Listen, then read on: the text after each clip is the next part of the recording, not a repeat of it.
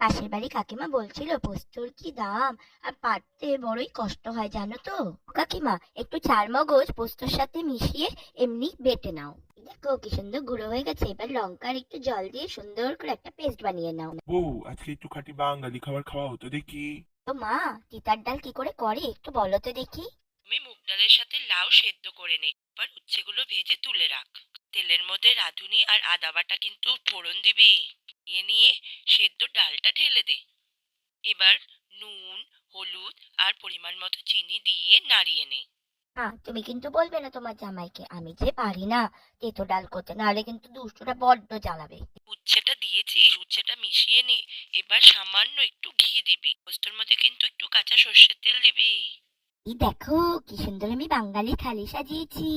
ও, এ তো দারুণ ব্যাপার, কি সুন্দর বানিয়েছো। ভালো করে খাইয়ে নিচ্ছি, কালকে তোমার মাথায় বেল ফাটাবো।